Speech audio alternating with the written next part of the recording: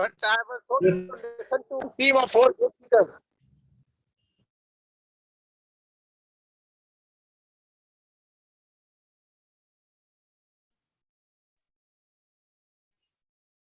Yes, hello, can we start now? Yes, sir. Yeah, please. Yes, Namaskar, very good evening to everyone. Today we have a great session, wherein we have eminent leaders from the industry, very highly experienced people who will be part of this session.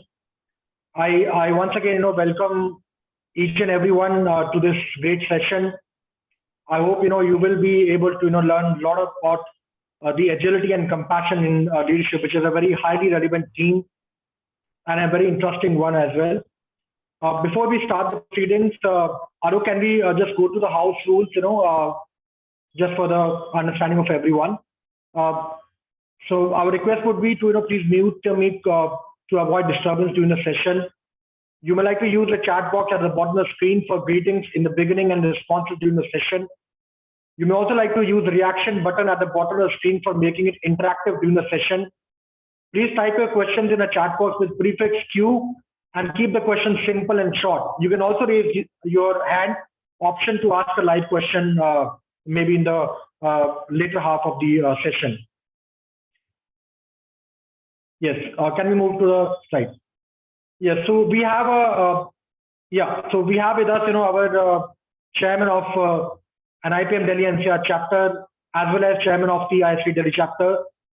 This is a joint program which is being conducted by ISTD Delhi NCR chapter and the NIPM Delhi NCR chapter. Yeah. So I would now like to request Mr. Mukesh Kumar Jain sir to kindly address this gathering, with his words for the day. Over to Mukesh sir. Thank you. Thank you, Yashwant. Namaskar and good evening, friends. I, on behalf of Executive Committee of NIPM Delhi NCR Chapter and Management Committee of ISTD Delhi Chapter, welcome you all to this very interesting virtual session. It's my proud privilege to welcome our 4 stalwarts, Shri Subhash Jagota, Shri Rajneesh Bawa, Dr. VP Singh, and Shri Rajan Dutta, who will speak on today's topic, agility and compassion in leadership. Friends, this program has jointly been organized by National Institute of Personnel Management, Delhi NCR Chapter, and Indian Society for Training and Development, Delhi Chapter. Both are serving the HR fraternity for more than 50 years. You can become member by logging to NIPM on nipm.in or for ISTD, istd.in. I once again welcome our past national presidents and chapter chairmen, our veterans and seniors, our fellow members and students. I wish you all a great evening and wonderful weekend. Namaskar. Over to Yashwant. Thank you so much for sharing your thoughts, sir. Alok, can we have with a slide for Subhash Jagota, sir? Yes, so I have this honor and privilege to introduce Subhash Jagota, sir, who needs no introduction. Sir is the CEO of Global Business Solutions. He's an alumnus of XLRI and has spent 3 decades with premier business houses like Balarpur Industries, Birla Group, Xstrops, Dabur India, and Punj Dod, where he was involved in various facets of human resource management in the corporate HR areas. He's a renowned international corporate trainer and has conducted corporate training and management development programs in India and abroad. Sir is also the author of leading books like Winning Strategies for Corporate Success, Foundation of Success, Succeeding in Interviews, and Succeeding Through Communication. He has also been the speaker in various national and international conferences and even at forums like International Labour Organizations, and has received various awards from national and international bodies. Mr. Jagota sir has published numerous scholarly articles and practiced them in the field of organizational development throughout his career. He is on the advisory board of premier management institutes in India and abroad. and he has been associated with various professional bodies like FICCI, ASSOCHAM, IMA, National HRD Network, ISTD, NIPM, and has held important position in the past. Subhash sir has, takes a keen interest in social causes through forums like Rotary Club and AMCON. We welcome you, sir, for being part of this session, and we look forward to hear from you. Over to you, sir. Thank you. Subhash sir, you are on mute.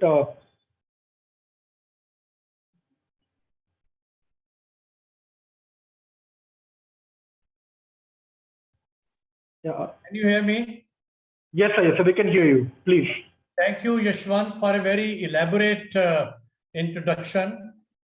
I also thank Mr. Mukesh Jain, for inviting all of us for this wonderful program and a very meaningful program. See, in a business, it's compassion, which is very important, but at the same time, agility is very important and result oriented. All these things are very important if you want business to grow. So today we have four very learned speakers. The first part will be taken by me. That will be blending goodness in people through compassion, values, and managing relations. The second 15 minutes will be taken by Mr. Rajneesh Bawa on developing high-performing culture and stability in the business.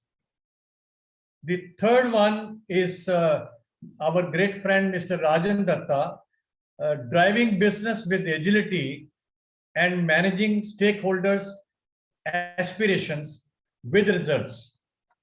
And finally, our Guruon ke Guru, Dr. VP Singh, will speak on driving business and maintaining balance between agility and compassion.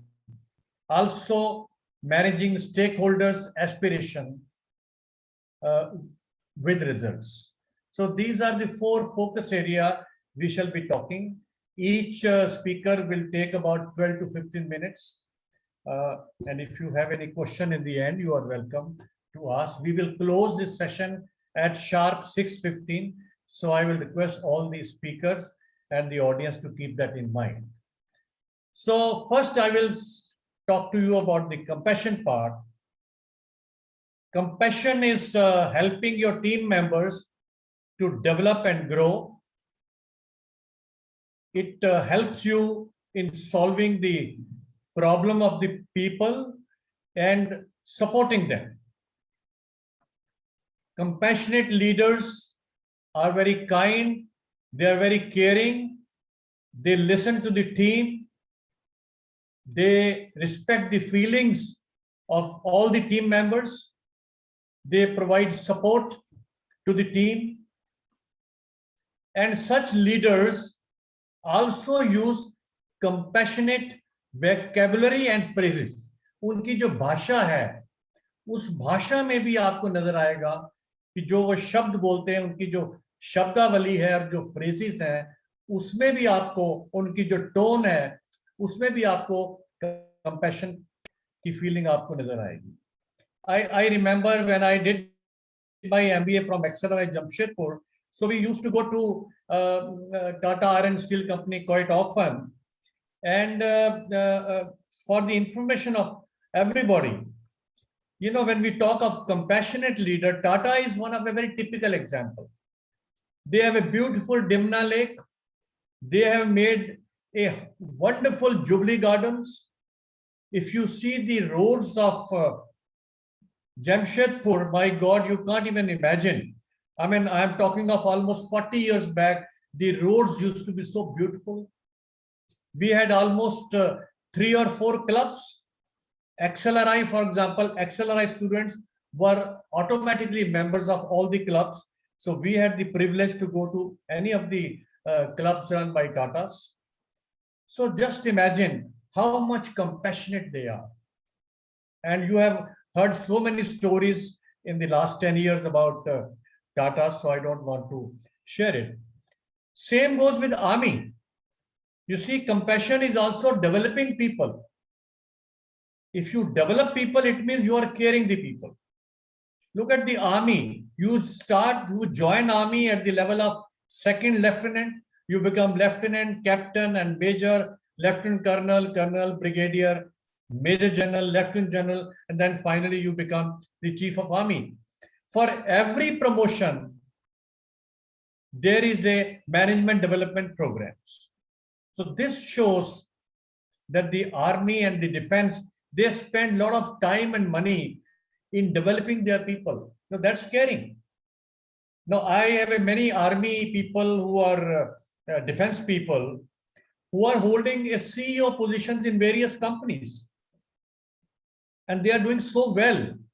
So it happens because they had invested a lot of time in their development. So I think compassion also includes the development of the people. I still remember in Dabur India, when I was working there, so any candidate coming to Dabur India for the interview, we used to give a small gift packet to all the candidates who used to come and appear for an interview. The thinking of the top management was that after all, a man is coming all the way from his home to Dabur India, he is investing his time, he is spending time with us, we must give them a small gift. So that's what is compassion. So friends, I strongly feel that compassion in the business is very important. And I also share with you some of the advantages. If you have a compassionate leaders, the commitment goes up.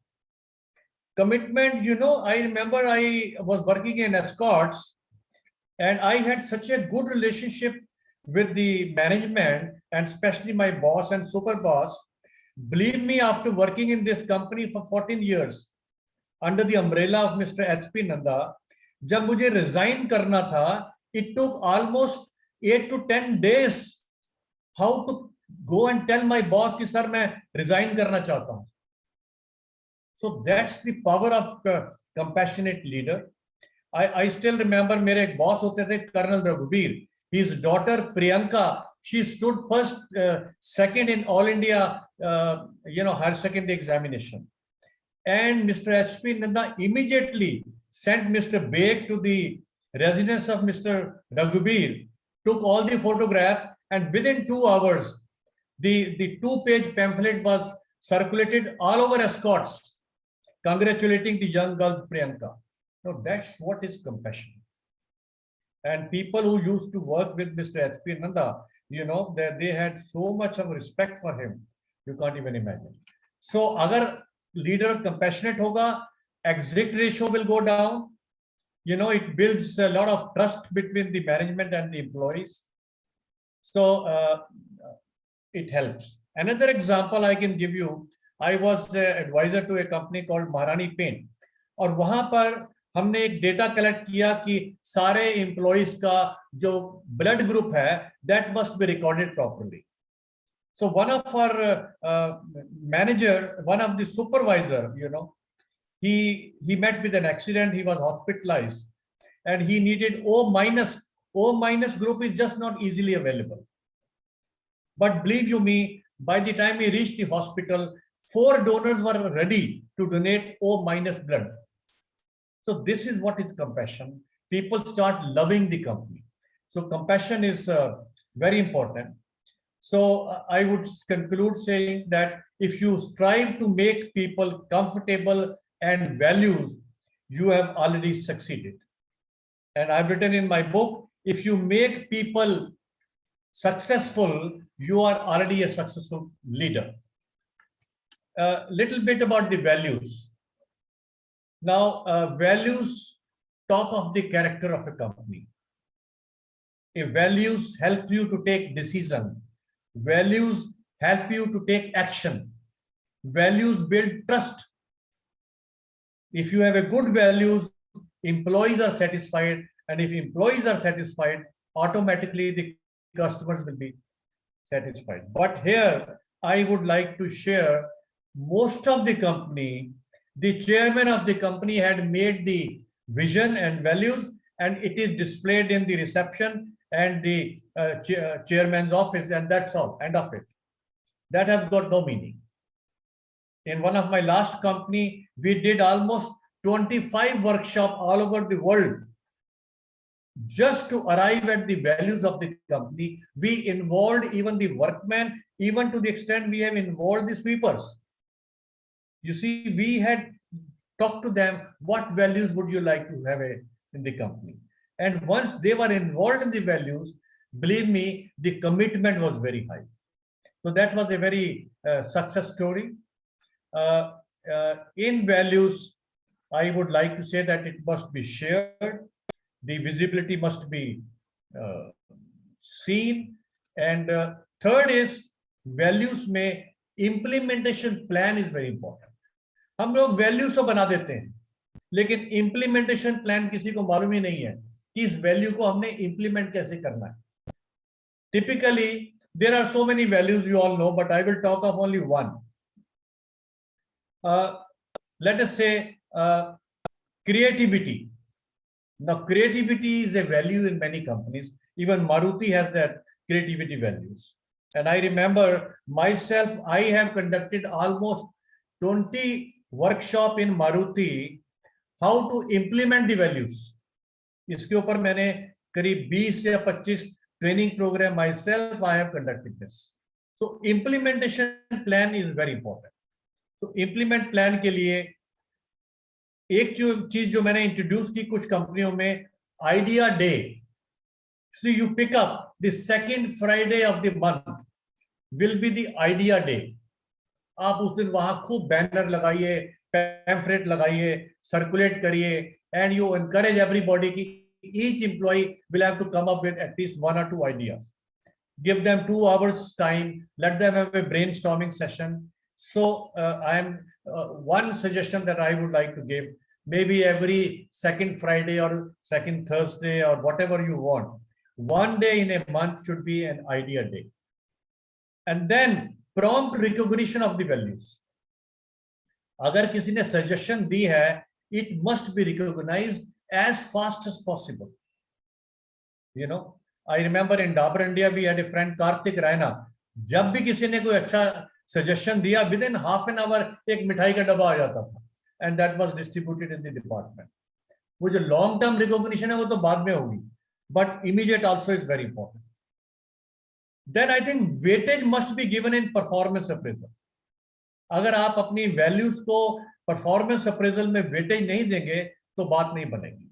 Even at the time of interview, you must give a lot of weightage to values, whether this person will fit into our values or not. I would say even when an employee is leaving the company, even then you show your values. It's very, very important. And finally, I think I'd like to close by saying those people who give values, they may be encouraged to visit other factories. They may encourage to go to some exhibition, etc. And then एक NIPM एक company है, Vega Beauty Care Company, where I am advisor right now. हम लोग Founder Day में साल में जो best 10 suggestions हैं, all the people they get a very lucrative reward in the presence of more than 2,000 or 3,000 people when their parents and the children, their family members are present. तो हमने देखा वहाँ खूब suggestions आती हैं employees की. So finally, friends, like to conclude that you have to, as a management, you have to support the values, and implementation plan should be very, very strong. And all these things leads to a good relationship. And I like to conclude कि life में relationship, मेरे सामने I can see Mukesh Jain के साथ मेरा रिश्ता कम से कम 25 साल का है, राजन के साथ शायद 35 years का है, रजनीश बावा के साथ मेरा रिश्ता 45 years का है, doctor VP Singh almost 40 years. So look at the relationship we people have. हमने इन लोगों की बच्चों की मैरिजेस अटेंड की हैं. राजन के मैरिज थे बच्चों की और हम बॉम्बे गए थे और ये मुकेश के बेटे की शादी थी तो हम लोग वहां गए थे जयपुर में. This is a relationship. So friends, I like to conclude by a couplet कि अच्छे लोगों का आपकी जिंदगी में आना आपकी किस्मत है. अच्छे लोगों का आपकी जिंदगी में आना आपकी किस्मत है और उन्हें संभाल के रखना आपका हुनर है. अच्छे लोगों को संभाल के रखिए. मैंने राजन को, डॉक्टर सिंह, मुकेश भाई एंड रजनीश, इन सबको संभाल के रखा हुआ अभी तक. You know, this is very important. And if you have such a good people around you, whatever is my age, I feel very strong. कल को अगर मुझे दुख सुख में कोई भी प्रॉब्लम है तो I have these friends to support me, and that makes me very happy. And I always tell people I am celebrating the golden era of my life. So friend, with this I hand over to Mr. Chauhan once again. Thank you very much. Thank you so much, sir, for sharing your great thoughts on the subject. I would now like to request Alok to go to the slide of Rajneesh Bawa, sir. So I have now the pleasure of inviting Dr. Rajneesh Bawa ji. Before that, let me just introduce him. So Rajneesh Bawa, sir, he is the Group Director HR and Business Strategy at Anbros Limited. And he has been currently associated with a large Indian group, ALP, as Group Director Strategic Business HR, and responsible for leadership team development, executive coaching, mentoring, and redesigning business verticals and companies spread all over at multi-locations, including overseas.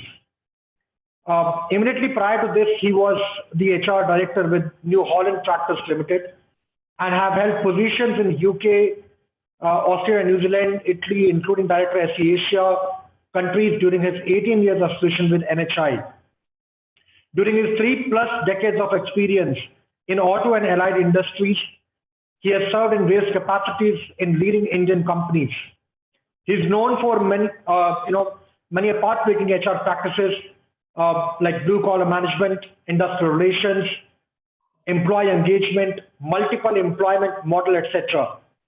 He has been the executive member of various businesses and HR forums like Confederation of Indian Industries in the NCR region, PhD Chambers of Commerce, National Productivity Council, National HRD Network in the NCR region.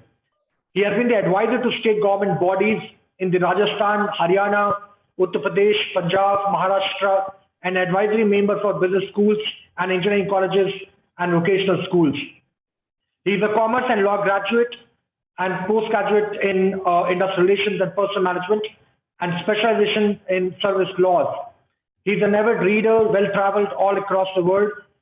His interests include theater, and he's a life skill coach and managing mid-career blues. His leadership mantras are influence and move beyond your stated position in an organizational hierarchy, make things happen, then find innovative and creative ways to make things happen. Be inquisitive always, and I can always add value mindset. Wonderful, sir. Great to have you as a part of this amazing session. We look forward to your insights on the next sub-theme, which is about developing high performance culture and stability in the business. Over to you, sir. Thank you. Thank you, Yashwant. Good evening to all the friends and the listeners. Thank you, Subhash ji. As usual, you are very gracefully and very simple words you have conveyed what it means to be a compassionate organization and compassionate leadership. Thank you very much, Mukesh ji. This is our first association, and I'm sure we'll have many more to come. So, okay, my take is that can we create a sustainable organizations on the basis of being compassionate, being empathetic? I think it's very much possible because I have gone through the journey in last 3 companies where we actually demonstrated that it is possible. So it is no longer that you have to worry for the profits only. It is no longer that you have to worry only for the prosperity or the value addition to the shareholders. I think it is very much possible to coexist these characteristics in the leadership as well as your business objectives. So, from my perspective, in a very simple term, as already been said, a compassionate leadership is who genuinely put people before themselves. I think that is a very significant trait which is required and for organization to be more compassionate. When we are able to move from being a dependent to independent to an interdependent organization culture, I think we have shown the compassion. When we celebrate failures, now it is a very controversial on the face of it looks, why do we celebrate failures? And failures need to be celebrated not because of failure, but somebody have taken the efforts. Someone has the courage to experiment out of the box. So there exists a space within the organization which values such behavior, which also comes from being a compassionate. Another definition of my understanding for compassionate is when you move out of your perspective, when you put your perspective aside to understand the perspective of the people working with you. I think that is compassionate. The compassionate would also mean that when we arrive at a destination together, not one after the other, that also I feel is a compassionate way of creating an organization. See, in today's organization, it has become extremely complex. Let me speak from the point of view of technology, we all know. Money availability, we all know, available to everybody. So it is again coming back to decade-old question that it is the people who make a difference, which is more true today than it was a few years back. Now, when we talk about people, we have a very complex teams in the organization now. We have millenniums, we have Generation Z, we have temporaries, we have remote working, we have working from anywhere. Then different aspirations, different age group. So one size fit all is not possible. So unless you get deeper into this kind of understanding, you start taking interest in your own people, you start finding out their motivation, their drivers, what they look forward are as an organization we are able to deliver. And then there is another generation like me, which is a sandwich generation. So they are pushed upward in society because they are to still take care of their parents, and they are pulled down by the children because they probably feel we are too slow. Similarly, in the organization, when we are at the peak of our capabilities, peak of our contribution, peak of our knowledge and behavior, suddenly you feel that we have a group of large people who are young, who are impatient, who has probably better idea than us, but not experienced those ideas. And then we feel that we have upstairs with whom we feel we have worked together. So that sandwich generation is also, when we talk about this kind of a complexity to me, it cannot come unless you understand people, unless you have love for people, and unless to show the same compassion which you show at home being a parent. So sometimes we say we have a family-like environment, which means that we care for people, which means that people can question us, which means that we have a given a democracy where they can question our decisions. So it is no longer the prerogative of a manager. You said and it will be implemented. So these are the ground realities which is very important to understand when we are creating the organization. And with experience I have seen over a year, that what happens is, as you grow, the role of individual brilliance start coming down. We require team workers who are compatible to each other. We require people who can work together and be successful. And then we also realized that we have to dismantle the departments. We have to dismantle the organization charts. We have to dismantle the mindset, it is me versus you, ये मेरा department, your department. And the byproduct of all of this is a process-driven organization. When we create a process-driven organization, we create a stake for everybody involved. So they are no longer onlookers. Everybody participate according to their own competency, according to their own way of working. So that is how a compassionate organization or compassionate mindset create the organization, which is a win-win situation. But then it is easier said than done. This is one thing very clear, which starts from the top. If you start having a leadership which is inspirational, moving away from profit and loss, moving away from the controlling of overheads or controlling the margins. Not that those are not important, those are very important. But they create the environment and the ecosystem where things starts happening automatically. And they in turn need to develop their next level, again, inspirational leaders, on whom people look up to, who are being followed, who are being imbibed. So that, as Subhash said, the relationships. This is what is important. And with today's remote working, working from home, or working almost unconsciously, the whole family becomes a stakeholder, which is very true in pandemic. So you cannot neglect, and you cannot say, I hired only Rajneesh Bawa. I don't hire his parents or his family or his kids or something. No, it is no longer possible. Because they are going to impact much more my performance and my commitment and my own belonging with the organization. Earlier, we used to be outside for the family, for the children. Company would be a kind of a structure, a kind of a building. जो वो पूरी जिंदगी में भी, they will not be visiting where his papa works. He may not be aware that who his boss is. He may not be aware what kind of a pressure, what kind of a demands, and what kind of the words we use, vocabulary we used. How do we shout with each other? How do we demand from each other? So all these things will be very new and already impacting the families. In my current company, we have seen that these things are there. Today, the manager is not available because probably his son is not irritating. Today, he is not available because the maid has not come.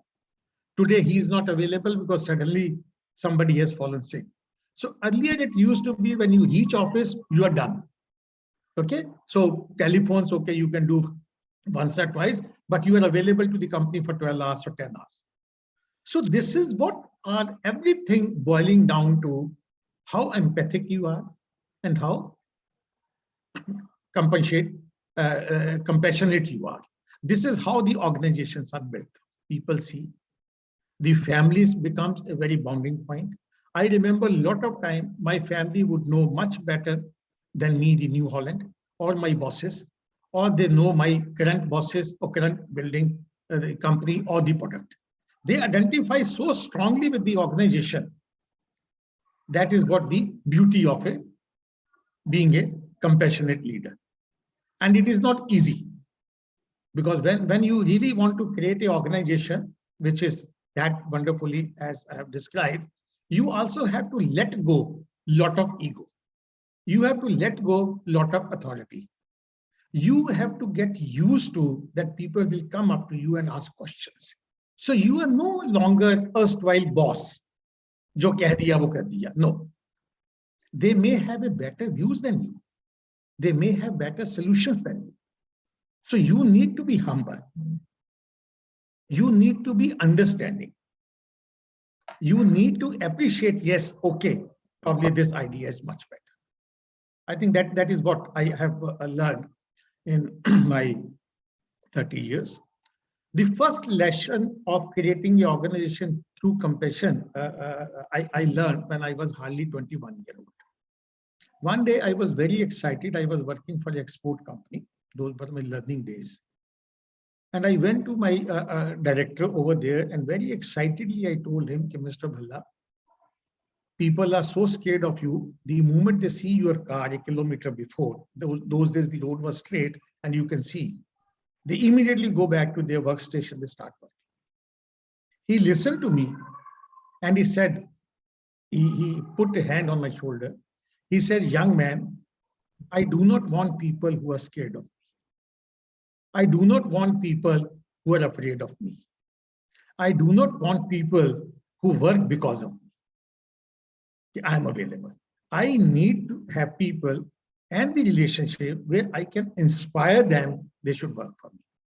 So how do I create the trust and confidence with the team? How do I reach out to them and touch them is what a good manager should learn.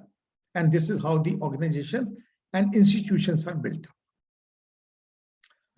So that stayed with me, that whenever you come into a position to influence, you need to be an inspirational leader and you need to have a compassionate leader, empathetic leader. The success will follow. Another learning I did, again, I was leaving the organization, which was a promoter-driven organization.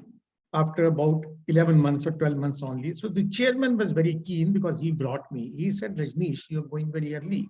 I'm sad, but I'm sorry, I'm not able to retain you. So it was a very short period, but do you think you will remember me?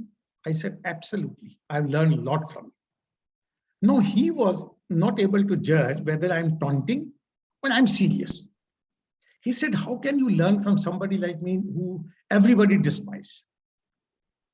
I said, look, sir, what I've learned from you, that when I will be in a leadership position, I will not be like you. So you have given me million insights how not to be a leader like you.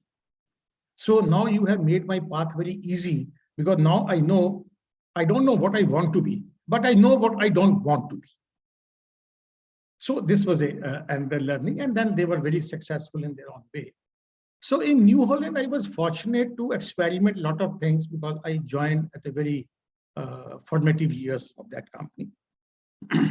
There are hundreds of examples, but I would like to share only one or two. We had our tough time in 2003, 2004, 2005. Every company go through cyclic nature. And there was a lot of huge bonuses, huge salaries, benefits, and a lot of things was there. And that was a time in one of the leadership meeting, I proposed, and my managing director, who is again a very renowned individual and whom I learned a lot from him, I said, can't we say that in this bad situation, can we think of that what we can forego? If not forego, what at least we can let go in this? And that was the time when we came out, and rather I came out with a terminology, junior first. My dear friends, I think for those last those 3 years, if the money comes in the company, it goes to the junior most people. If the prosperity comes to the company, if the facilities has to be given, if the perquisites has to be given, if the support has to be given for building competencies, everything started coming to the junior. So once we are through with the junior, then the next step, then the next step. People like us who were at the director and leadership position, we let go all the things which would have been our right and claim at least for 3 years.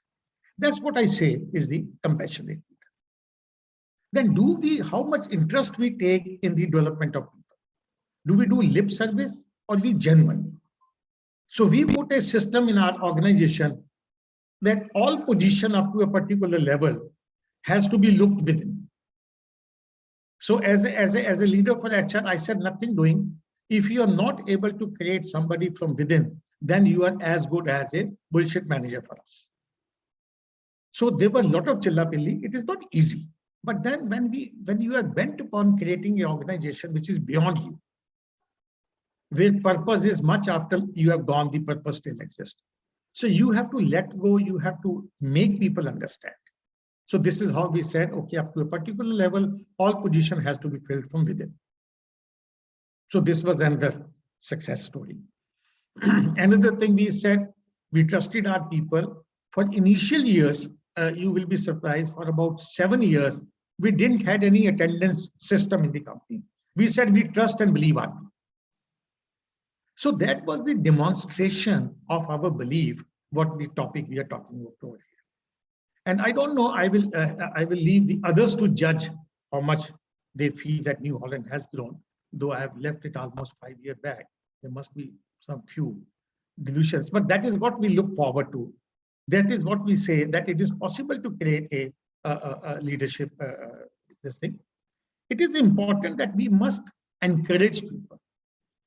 We can do everything ourselves, but that doesn't mean that we should start doing ourselves. We must also reward. It's a very powerful tool, but there itself. Then we must create, and this helps the compassionate the leadership helps to create a purpose, to create an employee value proposition. See, every day it is very simple for me when I sit in the car, why I'm going to the company. Is it my livelihood? Or is I am being wanted there? I am being respected there? Will I be listened over there? Will they feel my absence? Can I contribute over there? Am I growing professionally? When the answers start coming to you like this, I think that attributes to the compassionate leader that there's an ecosystem where you are valued, you are listened to. These are some of the thought I thought. And like if you have heard my CV, long back I have adopted that I need to, my success is making others successful. When we say junior first mean that I have to put people before me, before self. These are some of the demonstrative ways we have shown. And then in this pandemic session, I think it is much more important to have this kind of a leadership. If you really want to create an organization which is sustainable organization, which doesn't collapse when you leave, which is not dependent on some A-listers or B-listers, where all the 11 players like a cricket team should be able to do their bit. So even an 8th wicket partnership, you should be able to win. That's the kind of organization, and that comes only from if you have an inspirational, if you have a compassionate people and the environment with you. And the last thing I want to say that sometimes we do had problems, conflicts. In this kind of environment, the conflicts handling becomes very, very important. So when I say compassionate leadership or empathetic leadership, doesn't mean that we are Mr. Nice leadership. We are not there for the popularity. We are not there to be liked by everybody. It never happens. So conflicts are important, has to be handled in a very mature fashion. We encourage, or compassionate leadership encourage, relationship beyond organization, relationships beyond organization structures, organization charts, lateral relationships. Because I have seen that if you start creating and enlarging your area of influence, no matter whether you're assistant manager, deputy manager, or general manager, or vice president, your job starts happening. So that's I call basically a lateral relationship model, where you do not have control on the colleagues, but they will do the work for you because you have sometimes made them successful. And then another trait which I have learned and which is important and why the organization do grow like this is give the credit to others. Take the blame yourself. You need to be as a leader self-assured, secure in your own domain to accept, yes, it is my mistake, my apologies, my team followed what I said. So I have a wonderful and beautiful journey where it has been proven and demonstrated on every stage, every week, every month, every year, every decade of my journey. Yes, compassionate, empathic, you need to be, and you can definitely build much more sustainable organizations. That's what I wanted to say. Thank you very much. Thank you so much, Rajneesh Bawaji, for sharing your great thoughts about compassion and agility in the leadership. Now, we would like to introduce, our eminent third speaker for the session, who happens to be Rajan Dutta, sir. Rajan Dutta, sir, he is the current Managing Director of Xstrops Consulting Private Limited. Sir is a seasoned corporate and consulting professional. He facilitates businesses in transformation, turnarounds, restructuring, change management, performance and profitability enhancement, and talent management for sustainable growth. He is a certified executive coach, mentor, and a trainer, an accredited independent director and total quality management specialist. He is a professional with diverse working experience in corporates and consulting across manufacturing, service, and corporate sectors with startups, greenfield, and operating companies. Sir has worked very closely with promoters, management, boards, business heads to deliver business results. He has held senior level positions as CEO, Director, Group President, HR in companies like Reliance, ADA Group, Lupin Pharma, Airtel, Idea Cellular, RPG Enterprise, Modi Xerox, and Jubilant Organics.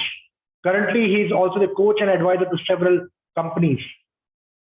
Rajan Dutta ji has also played key roles in facilitating organizations to become great places to work, best employer and employer of choice brands. And for his deep knowledge, expertise, and contribution, he has been awarded and recognized as top 20 globally and top 10 HR leaders in India for the HR Pride and Role Model Professionals by various organizations and professional bodies. Thank you so much, Rajan Dutta ji, for being so kind to be a part of this session. I now request you to, talk about the subject of driving businesses with agility and managing stakeholders' aspirations with results. Over to you, Rajan sir. Thank you so much. Thank you, Yashwant ji and Mukesh ji. It's also a pleasure and a privilege to be sharing dice with my respected and dear friends, Subhash ji, Dr. VP Singh, and Rajneesh Bawa. But I think the topic itself is quite a dichotomous kind of a topic, and I can share some of my own conviction and experiences, having run P&L, having run as operating as a CEO of companies, and also being HR manager for various companies. But it's a very tough call, and when how do you balance? Because the world is very brutal, the market is very demanding, the customers are extremely demanding, and it's a challenge to manage employee morale, employee productivity, performance, efficiency. How do you actually manage all of this and also manage building accountability in organizations? This is also like a seesaw. On one side, you have the aspect of achieving results, achieving the stakeholders' aspirations. At the same time, how do you actually create a culture where you have business leaders who can be compassionate, who can, as Rajneesh also mentioned about inspirational leadership, and who can have followers. Subhaji did talk about goodness among people, goodness among the culture, goodness building in the culture, and goodness in leaders. Now, with all of this, how do you create sustainability in organization? And especially in today's environment, when the pandemic has been so uncertain, it's been with so much of an ambiguity and volatility into business. The economic curve and the business curve all have been adversely impacted. Organizations are now faced with challenges to run operations efficiently, consider optimization opportunities, and use talent and manage morale of employees. So the key challenges that businesses are faced with is how to get the whole engine working. and working efficiently towards business results. You have employee morale, employee satisfaction, you want to have engagement, you want to be good and have good culture in the organization. But at the same time, as a business leader, this sustainability is business. How do you actually ensure the business continuity is maintained, balancing all of this? In the current forced COVID phenomena, there is great pressure both on business because there are customers' demands and customer service level demands are also increasing. Customers' behaviors have also changed with their inclination for products which are affordable, value products. They're looking for healthy oriented products. They want to make fewer shopping trips. They are looking at conveniences product and they want brand authenticity. So that's all of that for what they pay, and they want to still pay lesser. And with all these pressures, there's so much of a pressure on the bottom line. So the poor CEO, the poor, the operating head, how does he make a business sense when there's so much of a huge, humongous pressure from outside, from the market, from the customers, from the partners, expecting so much into the business, into the product and service at a lesser pay. Well, organization during this time, if you look at this pandemic time and currently as it is currently going, they have also taken tough decisions. They have downsized, they have cut pays, there are payments have been deferred, there have been no bonuses, lesser incentives, no increments. So at the same time, there are similar issues in business when the revenues are falling, the profit margins are shrinking, customer service and increasing stakeholders' demands are increasing. Well, what Rajneesh was saying is exactly the thing. How do you create sustainability? And for many, it's the issue of survival. So how do you still create the survivability with the nicety and the compassion that we intend to really build in organizations? As businesses are challenged, so are the leaders, and also in the current environment, the leadership style. The question of driving business, maintaining a balance between agility, compassion, managing relationship is what Mr. Jagota talked about, and results are also a significant struggle for all leaders.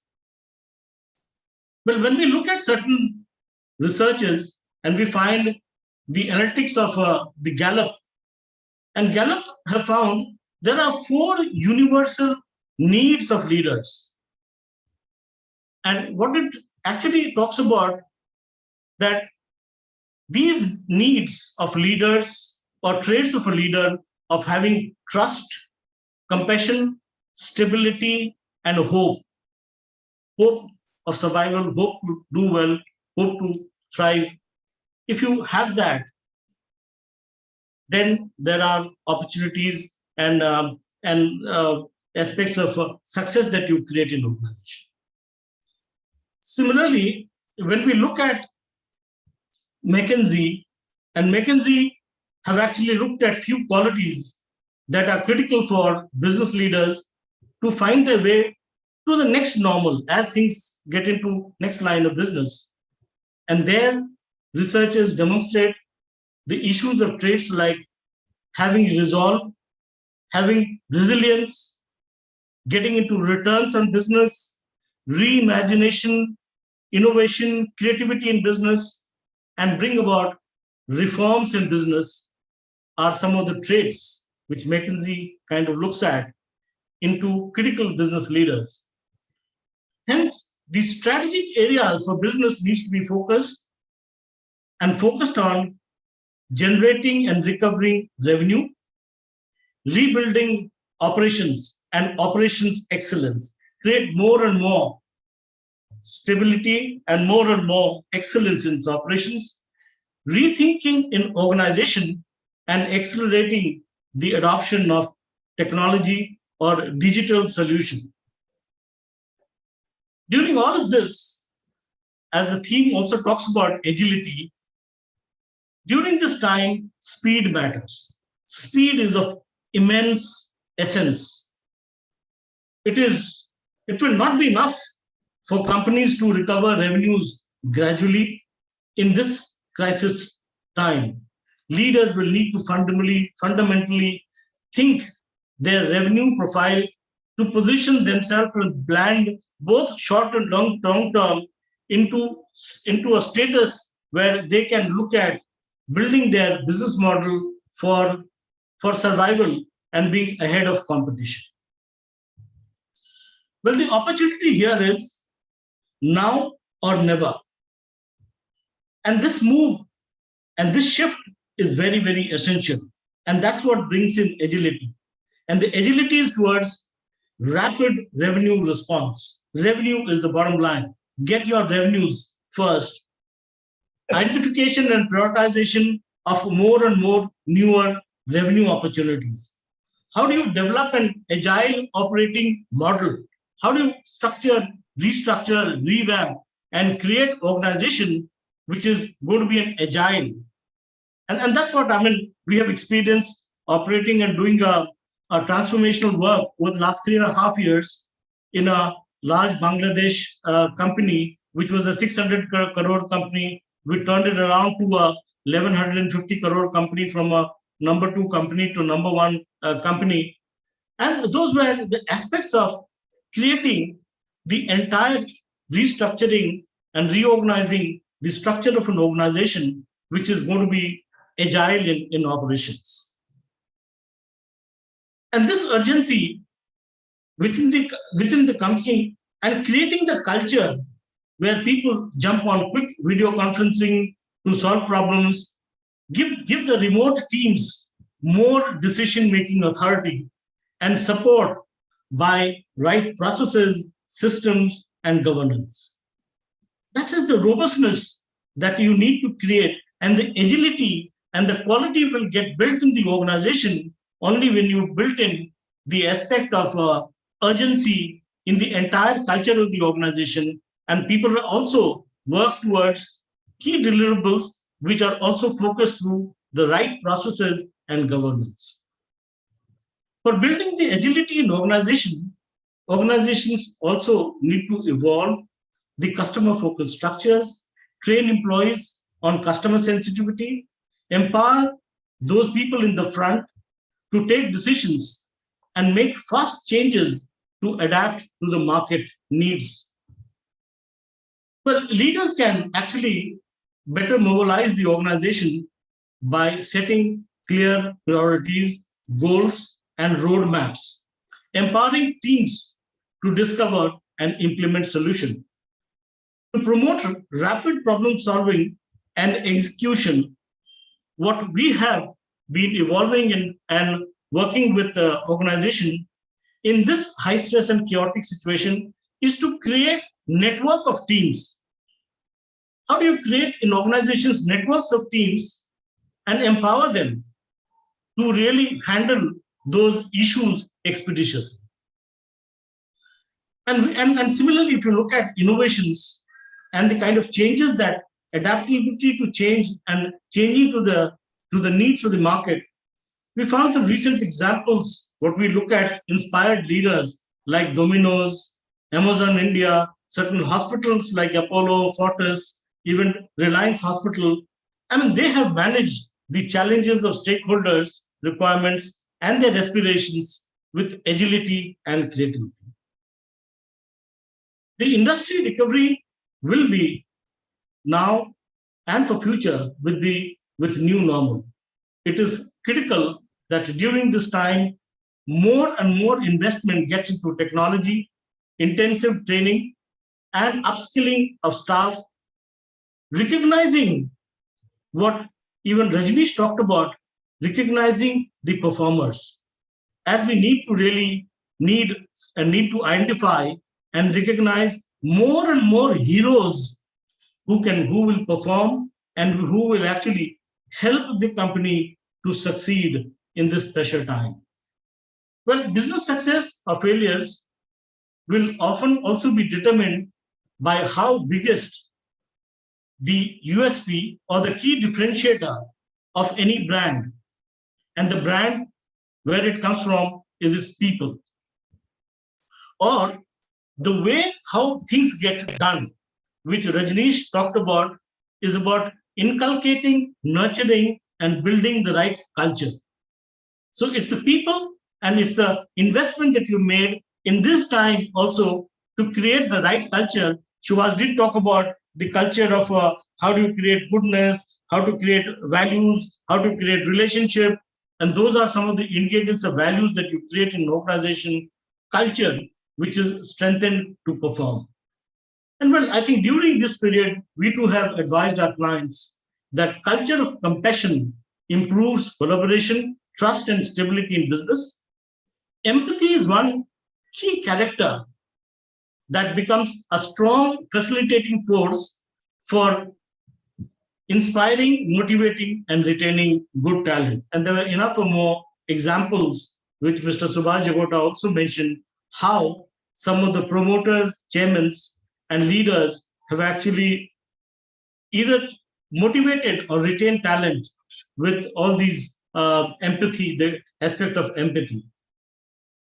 For managing this sustained, honest, and profitable growth, friends, it's also important that organizations be sensitive to human beings while balancing the purpose with agility. Being aggressive in operations excellence, driving targets, and achieving customer and stakeholders' needs are definitely very, very important. But it's equally important to retain good talent and motivate them to achieve their deliverables, their commitments, and their KRAs and their targets. Building agility is also about self-awareness. And this awareness is also agility in mind, along with celebrating the culture of speed of response to market, while cascading the feeling of and the aspect of trust, respect, collaboration for sustainable relationship and performance. The mantra here is continuity and success can be achieved through people excellence. However, it needs to be blended and achieved with higher levels of customer satisfaction. Both have to be blended together. It's a balance between being tough and nice. Leaders would need to manage with toughness in demanding, and that's what the success comes from.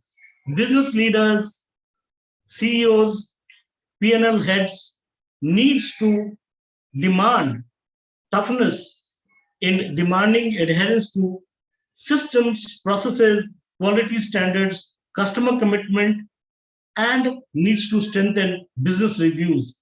However, it is to be done with nicety of care and compassion for people. Thank you, friends. Thank you so much. Over to Yashwantji. Thank you so much, sir, for sharing your great experience on the subject. Keeping with the paucity of time, we'd like to quickly move ahead now. Let me go to our eminent speaker, the last one for the session. Yes, who happens to be none other than Dr. Virendra Pratap Singh Ji, who is the advisor, at Dr. K.N. Modi University. Dr. Singh, sir, is currently the advisor and distinguished professor with 2 Indian private universities and Jaipuria Institute of Management at Lucknow, Noida, Indore, and Jaipur. Earlier, he had been with Patanjali team as its full-time advisor as organization development during the 16 and 17 year. Singh sir has been in the teaching domain, which he has been doing periodically at IIM Raipur, Ranchi, and Jammu.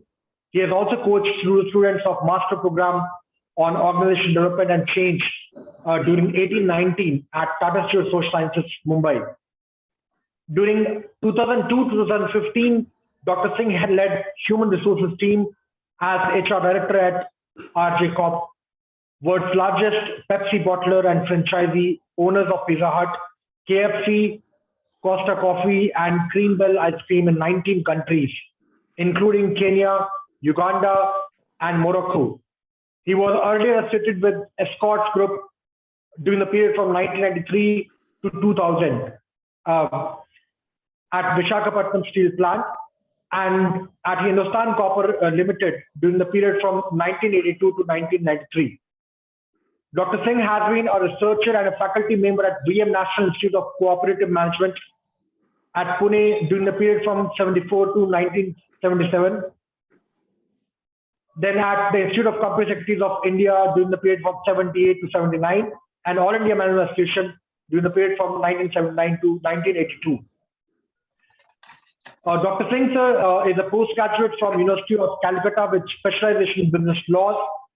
He has postgraduate qualification in personal management from Punjab University. He has earned his PhD from University of Pune for a dissertation on organizational effectiveness way back in 1977. And he has been a study fellow at Department of Management Studies, University of Leeds, way back in 1987. Dr. Singh is an executive and life coach, International Coach Federation USA, and member Mentor Pool Everwise USA. He's also the chairman of Asia Coaching Federation.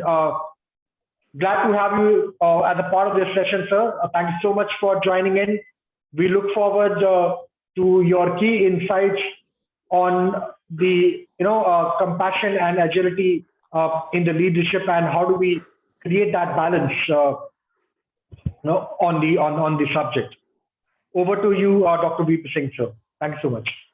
Thank you, Yashwantji, for kind words and introduction. And I'm absolutely conscious and aware that it is 13 minutes past 7 o'clock, and we are at the fag end of the deliberation. Very little time is left. I don't know how much time we have, so I will be very, very precise, focused, and specific in my presentation. So far, driving business is concerned and finding balance between agility and compassion is concerned.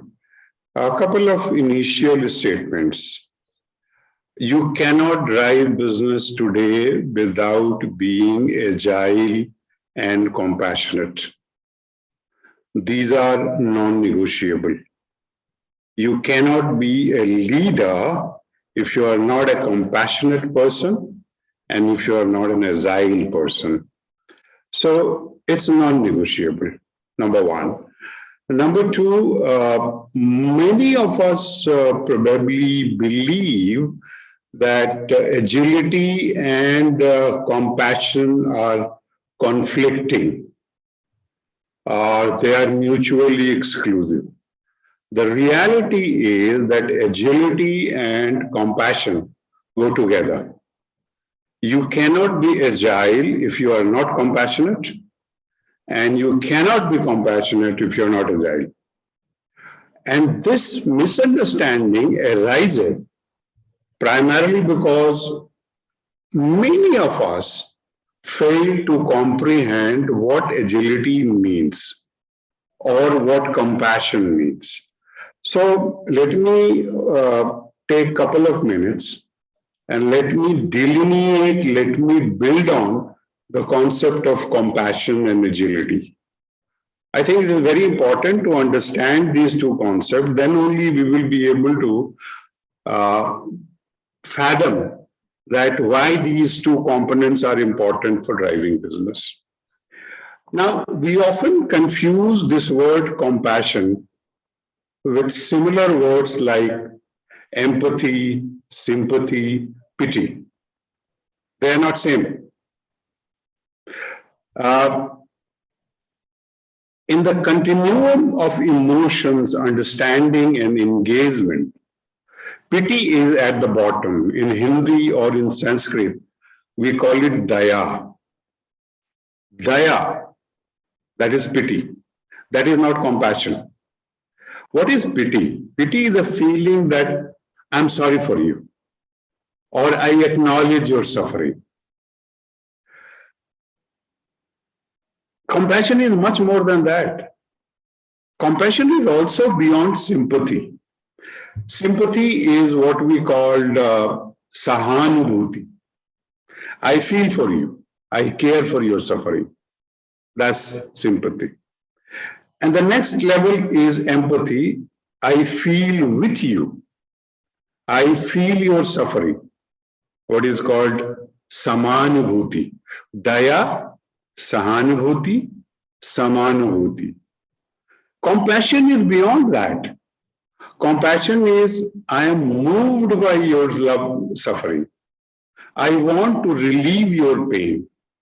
I am not only emotionally, but spiritually with you, and I want you to move ahead in your life. And during last 2 years, when the COVID came to this planet, we invited COVID. COVID came because we were not compassionate, and many of us are aware that there is a hypothesis and postulate that COVID started from Wuhan, from the wet market of China, where our eating habits, the people in China, they were eating certain kind of animal bats, and from there COVID came. So when you are not compassionate with your living beings, with people around you, with living systems, you get what is called COVID. Now, during last 2 years, if I look around and I see that whether it is political leadership, it is business leadership, to a very large extent, leadership has failed. Leadership has not been compassionate. And leadership has not been compassionate because they have been sympathetic, they have been using their pity, and that is why they have not really been able to relieve the pain and suffering of people or stakeholders, if I can call it. And that is where it is becoming necessary that we as a leader should become aware and conscious that we are not alone on this planet Earth. And that is where for the last quite few years, we are talking about triple bottom line. People, planet, and profit. The people, planet, and profit has to coexist. And if they don't coexist, your business will not coexist. And this people, planet, profit philosophy is also converted into what is called ESG norms. And I'm not surprised that during last 2 years, even Bombay Stock Exchange is asking the listed companies to talk about ESG compliances. So the leaders will have to become aware and conscious about triple bottom line. And they have to go beyond this pity, sympathy, and empathy. 2% of profit is supposed to be contributed as a corporate social responsibility, but we know where we are. Those 2% contribution. I mean, I see a lot of researchers in this audience, and probably the researchers like Dr. Radha Sharma, Dr. Monica Singh, Dr. Sunita Chog, and many others. I would like them to probably debate with them that where are we in terms of utilization of these CSR funds? And another question which I would like to ask, because I don't think that we need to only answer, but we need to ask right questions. So far compassion is concerned, I would like to believe that is there something called the self-oriented compassion? Is there something called other-oriented compassion? Are we being compassionate for our own selfish purpose? Is that a compassion? So I would like to distinguish between a self-oriented compassion and other-oriented compassion, which is not, we are not finding a lot of examples. 2 years back, there was deluge and flood in Kerala. And I recall that Infosys did a lot of great work. They distributed goodies to people who were afflicted by flood. And they gave a lot of things in a packet. And in that packet, that packet had something, some kind of, there was emblem of Infosys. There was, some good words about, it was as if an advertising campaign from Infosys. They were giving goodies, but they were also highlighting Infosys. Now, what kind of compassion is this? That you are giving arms or support or help, but simultaneously you are not forgetting your business. Is that compassion? So self-oriented compassion, other-oriented compassion, probably we need to ask this question.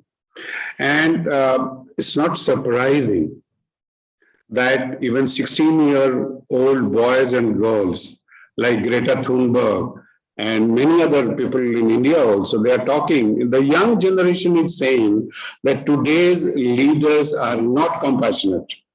And it is not only political leaders. It is corporate leaders, they are not compassionate. And they are destroying this planet Earth. And if we are going to survive and if we are going to excel on this planet Earth, we will have no choice but to be compassionate. And when we are saying compassionate, becoming aware that what my stakeholder needs, and I give it with a lot of respect, not as a transaction. That's my submission. Let us also try to understand what is agility. Agility is much more than being smart. Agility is becoming hyper-aware. What is happening around you? About 3-4 years back, there is this business school in Switzerland called IMD. And there is a consulting psychometric test firm called Hogan. And Rajan Sinha is on this audience, I'm sure, who is a master of Hogan psychometric test. Hogan Assessment Organization and IMD from Switzerland, they studied what is agility, and they found that agility is reflected in 3 behavior.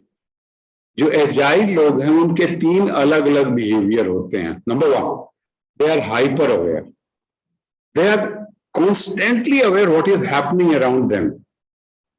Number 1. Number 2, they make informed decision. जो वो decision लेते हैं बहुत सोच समझ के लेते हैं और गट का decision नहीं लेते हैं, वो डाटा के ऊपर डिसाइड करते हैं.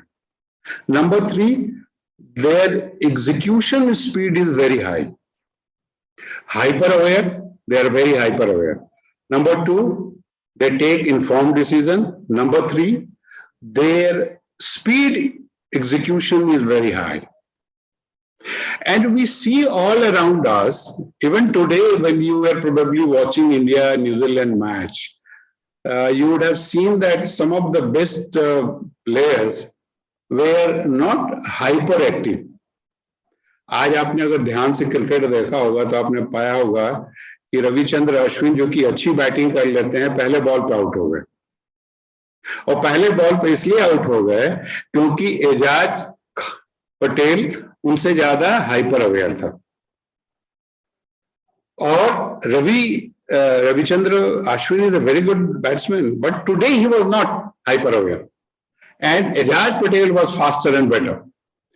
और ये खेल का एक दूसरा हिस्सा भी हम लोगों ने देखा कि जब सेकेंड इनिंग में न्यूजीलैंड के जब अश्विन बॉल करने के लिए आया तो अपने पहले बॉल पे उसने निकोलस को आउट कर दिया. Very strange. वो पहले बॉल पे खुद आउट हुआ और अपने पहले बॉल पे किसी और को आउट किया. तो पहले वाले केस में वो हाइपर अवेयर नहीं था, दूसरे वाले केस में वो हाइपर अवेयर था. तो ये हाइपर अवेयरनेस का जो कॉन्सेप्ट है, it is everywhere. It is not only in the corporate world, political world, everywhere. So hyper aware is extremely important. 4 mindsets of agile leadership. जो agile leader होते हैं, they are very humble. They are believe, their mindset is humility. और humility में क्या होता है? you listen to others, you respect others. और यहाँ पे compassion आ गया. तो मैं जो कह रहा था कि एजिलिटी और कंपैशन एक साथ चलेंगे, ये अलग अलग नहीं है. इस सिक्के के दो पहलू हैं, सिक्का एक ही है. लीडरशिप के दो हिस्से हैं, एक एजाइल है, दूसरा कंपैशनेट है. एक के बिना दूसरा नहीं हो सकता है. तो ह्यूमिलिटी, विनम्रता, अगर आप विनम्र नहीं है तो एजाइल नहीं हो सकते, क्योंकि आप सीखेंगे नहीं. दूसरी बात कही गई, ह्यूमिलिटी के बाद आती है बात एडेप्टेबिलिटी की. How adaptable you are depending upon the situation. Do you change? You are open to change your thoughts, ideas, emotions, feeling depending upon the situation.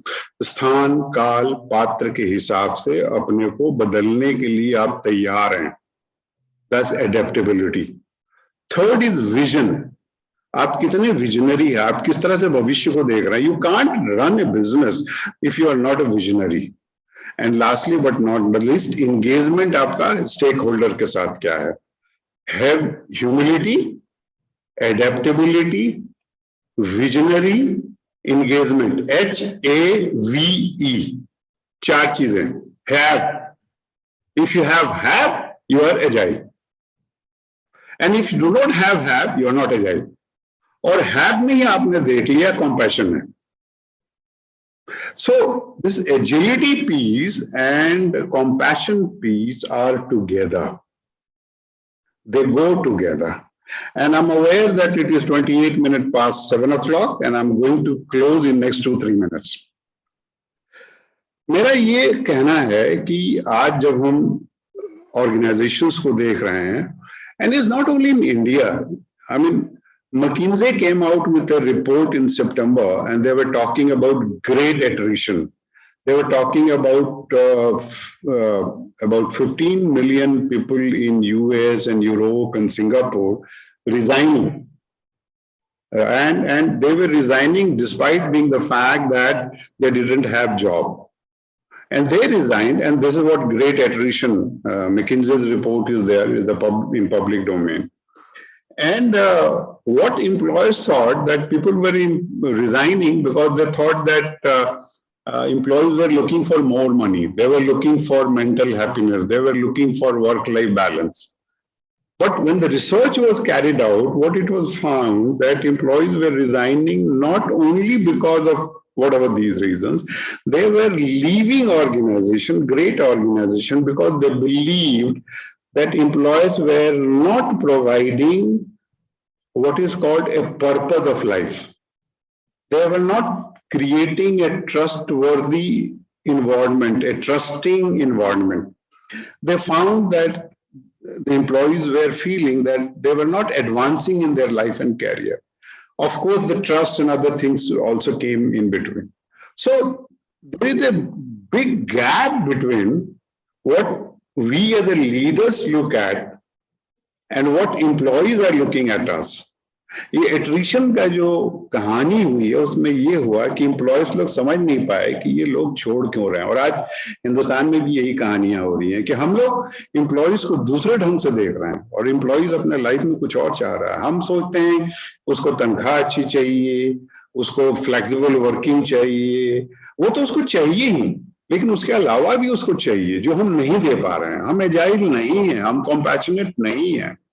And that is why this challenge is emerging big time again and again. And lastly,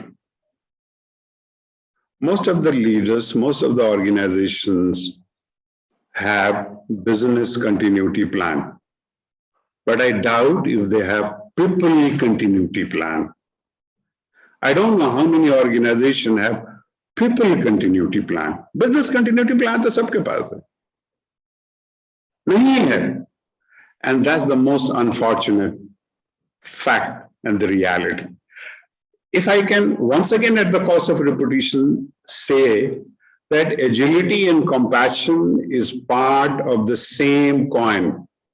You can't be agile if you're not compassionate. You can't be compassionate if you're not agile. And you will have to be hyper aware. You will have to engage with your stakeholders. You will have to be a visionary. You will have to take informed decision. then only you can create an organization where your children, your grandchildren will be proud that my father, my mother, my grandfather, they created something in 2021-22, an organization, a system, a leadership which believed in people, planet, and profit, which believed in ESG norms. Unless and until we do that, we do not have a future. But I guess we all are facing this grim reality, and sooner we realize, better for all of us. Thank you very much for giving me this opportunity. Thank you. Thank you so much, Dr. BP Singh, sir, for a great sharing of your thoughts. We are indeed grateful to you for joining this session and enlightening everyone on the subject. Keeping in view the paucity of time, I would now like to request Dr. D.B. Shastri, sir, for kindly summarizing the session, learnings for everyone, so that we understand what exactly we have talked about. Over to Shastri, sir. Thank you, Yashwant. It was indeed a very nice evening to listen to the great visionary leaders having long experience and a treasure of knowledge. And the key points which we could learn from the speeches of these people is, number one is importance of connect with people. If leadership has to be compassionate and agile, the element of people connect is very important. Then we also learned that developing people is also a form of compassion, in which the example of armed forces was quoted, and the importance of recognizing the people, the importance of seeking the ideas from people, that was also underlined. But it remains a hard fact that we are in business for business, not for charity. And therefore, the element of tough love also comes in. So being compassionate does not mean that we are lenient and we are helpless. No, we are there to support our team while keeping the superordinate goals of the organization in view. And finally, the concept of agility and compassion being the two sides of the same coin was beautifully brought out by Dr. VP Singh. He told us about the difference between Daya, Sahanubhuti and Samanubhuti. He also elaborated upon the importance of triple bottom line, that is people, profit and planet, and also the ESG goals. And finally, he told us about have. In fact, each one of us wants to have. Is there anybody who does not want to have? We are all interested in having. And therefore, he gave us the beautiful acronym of, have, which signifies the importance of humility, adaptability, vision, and engagement with the people. If we have a combination of H, A, V, and E in the leadership, then it is compassionate and agile leadership in true sense. And the final one which appealed to me, and from my 40 years of experience in the public sector, oil and gas, he very truly said that people continuity plan is missing. Truly said, Singh Saab, you said it is the reality of the day. Business continuity plan to सबके पास होते हैं, और इसीलिए जो है we are feeling the pinch of it. That's why a lot of talk is going on about succession planning and all. So thank you very much all the speakers for enlightening us on the subject matter. I really enjoyed the address by each one of you, and I'm sure that all the people connected here in this virtual mode really must have enjoyed. Thank you to each one of you. Thank you. Over to Yashwant. Thank you so much, David Shastri, sir. Sir is the Vice Chairperson of ISTD chapter. Thank you for joint collaboration as well. May I now request Dr. Shankar Goenka, sir, who happens to be the Vice Chairman of NIPM Delhi NCR chapter. Dr. Shankar Goenka, sir, is the author, coach, TEDx speaker, certified master trainer, and managing director of Wow Factors India Private Limited. It is my great privilege to kindly request you, sir, to propose the vote of thanks on behalf of the NIPM Delhi NCR chapter and ISA Delhi chapter put together. Over to you, sir. Thank you very much, sir. Thank you so very much, Wan Saab, to have such a great privilege and, you know, to put it across all the programs so nicely. You honestly take so much of pain. My thanks to my chairman, Mukesh Jain Saab. Thank you so very much, sir. My special thanks to Subhash Jagota Saab, CEO and Sesha, who was chairing the session. Thanks to Rajneesh, Bawa Saab, Rajan, Dutta Saab, putting it so nicely, and Dr. VP Singh, sir. In the end, what you mentioned truly is very good. It's all ultimately is about feeling. Feeling plays very important role. और रामायण में तो ये कहा भी गया है sir कि जाकी रही भावना जैसी प्रभु मूरत देखी तिन तैसी. मैं राजन दुआ दत्ता साहब के चेहरे पे स्माइल देख पा रहा हूँ. Vinod Kumar ji, thank you very much. So all my participant, thank you so very much. Sir मैं खाली आधा मिनट लूंगा कि जगोता साहब अभी रिसेंटली मैं जिम कॉलिन सर की बुक पढ़ रहा था. उन्होंने 2 किताबें लिखी, good to great and build to last. और उन्होंने कहा कि ये 2 बुक लिखने से पहले मैंने 9 साल लगाए. आई स्पेंड 9 years और ये पता करूं कि लीडरशिप है क्या भला, और लीडरशिप है क्या चीज, और लीडरशिप में होना क्या चाहिए. तो उन्होंने साहब 2 बातें आइडेंटिफाई करी after 9 years of his intensive research, and he says humility. दुनिया का हर कामयाब लीडर इज नोन, वर्शिप और नोटेड और पीपल फॉलो हिम कि जिसमें ह्यूमिलिटी है. एंड सर दूसरी बात उन्होंने कही, consistency. For a great leader it is an extremely important point कि वो कंसिस्टेंट रहे. आज कुछ कह दिया, कल कुछ और कह दिया, परसों कुछ और कह दिया, and you know that is how things goes wrong. Agility and compassion, leadership is extremely important topic which we covered, and everyone from the industry spoke so very well. I'm sure team NIPM will keep on holding more programs in time to come, and our humble request to all panelists and all participants कि आप अपना आशीर्वाद हम सब पर इसी तरह बनाए रखें, और आपके पास जो एक्सट्रीम एक्सपीरियंस है वो आप हम सबके साथ शेयर करें, क्योंकि भारत की परंपरा तो यही कहती है कि इस दुनिया में 2 सबसे बड़े दान हैं, एक कन्यादान और एक ज्ञान का दान, और आप अपना ज्ञान हम सबके बीच में इसी तरीके से बांटते रहिए. Team NIPM, all our members, thank you so very much, and thank you so very much for giving me the opportunity to speak at this forum, sir. Namaskar, sir. Namaskar. Thank you so much, Dr. Shankar Goenka, sir, for proposing a vote of thanks on behalf of ISTD Delhi chapter and NIPM Delhi NCR chapter. I also thank all the eminent leaders, Subhash Jagota sir, Rajan Dutta sir, Dr. VP Singh sir, and also, Rajan Dutta ji is there. Shankar Goenka sir as well. Yeah. Thank you so much, everyone, for making this a great session. I truly believe that, compassion is the heart of agility. As many of the leaders spoke about that compassion and agility go hand in hand. And we have to, think about, creating organizations which are going to be sustainable for long time. So with these words, may I now, request Mukesh Jain sir to close this session. Thank you, Yashwant, and it was a very wonderful and very lot of takeaways and learnings. Thank you all my seniors and stalwarts and whatnot. They are authority in their own field. Dr. VP Singh, Subhash Bhai, Rajan Saab, and Rajneesh Saab.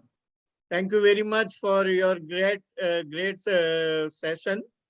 And we are sure on our request you will, bless us with your word of wisdom in the coming future also. Thank you, Yashwant, for a wonderful conduct. Thank you, Shastri ji. Thank you, Shankar Goenka Saab. Pleasure. And thank you, Alok ji. Thanks very much, everyone, and good night. Thank you. Thank Thank you. you so much, everyone. Thank you Namaskar. so much. Namaskar.